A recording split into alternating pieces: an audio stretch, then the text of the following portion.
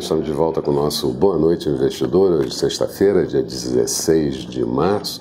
Como ocorre todas as sextas-feiras, fazemos um balanço de como foi a semana, aqui no exterior, no lado econômico, na política, e você tem um texto um pouco mais completo associado a esse vídeo que pode ser contactado. Semana foi bastante tumultuada para os mercados de risco em todo o mundo. Dois fatores acabaram se sobressaindo nas preocupações dos investidores.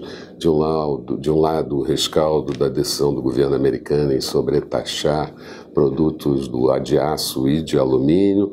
De outro, o ataque à soberania britânica a partir do envenenamento do agente duplo russo, que morreu em território britânico.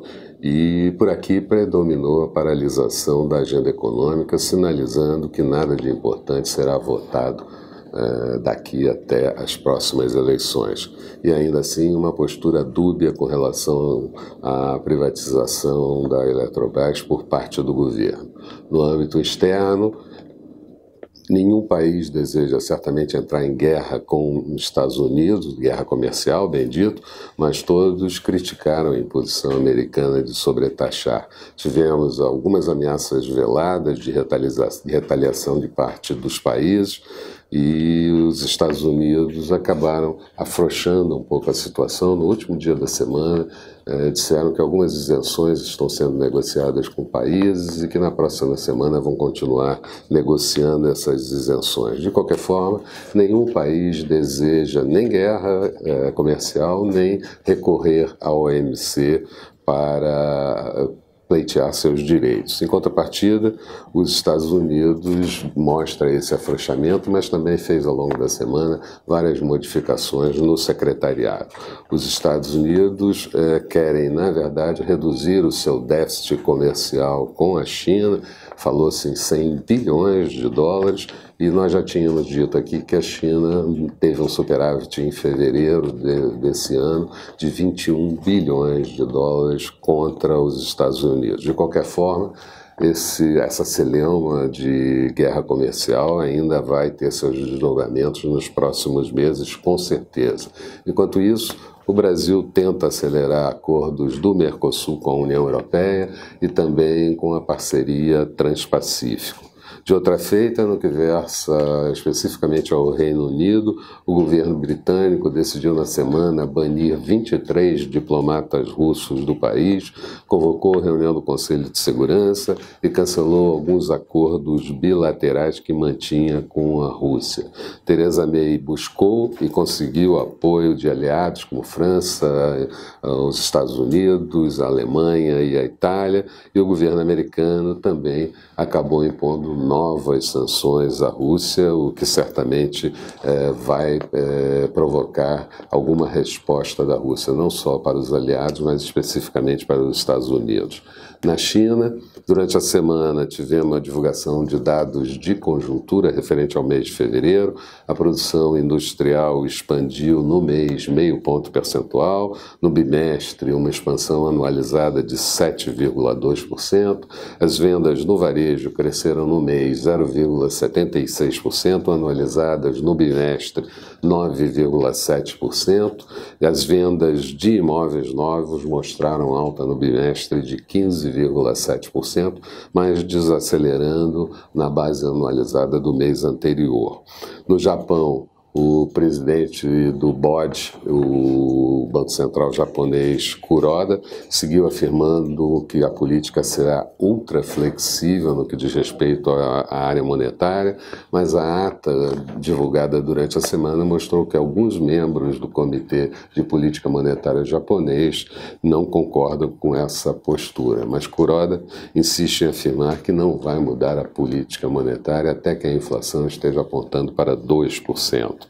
Tivemos na Alemanha Angela Merkel finalmente, formalmente confirmada para um novo mandato pelo parlamento alemão, e lá a inflação medida pelo CPI, a inflação dos preços ao consumidor, foi de 0,5 ponto percentual e taxa anualizada de 1,4%. Nos Estados Unidos, tivemos alguns indicadores importantes sendo anunciados durante a semana. A receita fiscal de fevereiro encolheu 9% e o déficit aumentou 12% para 300 291 bilhões de dólares. A inflação medida pelos preços ao consumidor, o CPI de fevereiro, ficou em 0,2% e taxa anualizada de 2,2%, mas o núcleo anualizado em 1,8%. E isso acabou permitindo uma leitura de que o Banco Central americano possa ser um pouco mais condescendente, já que a inflação continua sem dar as caras. A inflação medida pelos preços no atacado de fevereiro foi de 0,2% para o índice cheio e também para o núcleo. Já as vendas no varejo do mês de fevereiro encolheram 0,1% e o índice de atividade industrial de Nova York subiu para 22,5 pontos em março. Anterior estava em 13 pontos, e o índice de Filadélfia, esse caiu para 22,3 pontos, vindo de 25,8 pontos. Ainda na semana, tivemos, como eu disse, mudanças no secretariado de Donald Trump, a renúncia de Gary Cohn do Conselho Econômico da Casa Branca, a saída do secretário de Estado importante, Rex Tillerson. Tillerson foi substituído por Mike Pompeo e Gary por Larry Kudlow. Mas, de qualquer forma, certamente é um constrangimento para o governo de Donald Trump. No segmento local, tivemos teses sobre a prisão de Lula, quando e onde ocorreria, e muitos pré-candidatos à presidência e nenhuma definição sobre o quadro presidencial. O líder do governo, Romero Jucá, virou réu. Manteiga, ex-ministro da Fazenda, também acusado na Operação Zelote. Alguns presos com relação à compra da refinaria de Pasadena pela Petrobras também foram feitos. O ministro Henrique Meirelles disse conversando com vários partidos e não querendo se mostrar como vice-presidente, sim como candidato à presidência. Michel Temer ainda não se definindo, mas ele tem bastante tempo para definir se concorre ou não. Vai precisar que a sua aprovação amplie bastante. Bolsonaro segue nas previsões dos mais radicais, assim como Ciro Gomes. Alckmin se preparando convenientemente e formando uma boa equipe na área econômica. O Fórum Mundial ocorrido em São Paulo deu palco para diversos desses presidenciários. E, na verdade, durante a semana, nenhum dado de pauta econômica andou, nenhum daqueles 15 itens que o governo anunciou que levaria avante tiveram ambiente para seguir tramitando, exceto a reordenação da folha de pagamento, ainda assim, com uma queda prevista bastante importante, de 8,8 bilhões, que era a previsão inicial, para cerca de 3 bilhões apenas. Na economia, tivemos a divulgação do saldo da balança comercial até a segunda semana de março, 1,9 bilhão de dólares, e no acumulado do ano um superávit de 9,6 bilhões.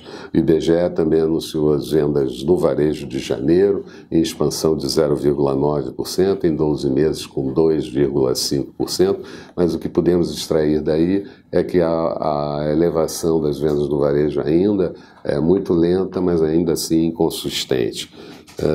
Estamos ainda 8,1% abaixo do pico registrado em outubro de 2014. A safra de balanços também soou alto durante essa semana, várias empresas divulgaram o resultado. Eu destaco Petrobras com um prejuízo no quarto trimestre de 5,5 bilhões, mas muitos ajustes contábeis no seu balanço, e um resultado de prejuízo de 446 milhões no ano de 2017. Resumo da semana: queda do índice Bovespa de 1,72% durante o conjunto da semana, encerrando a semana em 84.886 pontos. No último dia da semana, praticamente estável, queda de 0,05%. O Dow Jones terminou a semana com uma queda acumulada de 1,57%, Nasdaq com queda de 1,04%. Dólar terminou a semana em alta de 0,80%, moeda americana cotada a R$ 3,278, e no dia leve queda de 0,26%. Falando um pouco de perspectivas, continuamos a traçar um cenário de volatilidade para os mercados de risco, tanto no plano internacional e claramente afetando o plano local. Os investidores estão temerosos com aquelas duas possibilidades de guerra, a guerra comercial e a guerra fria que eu me referi logo no início dos comentários.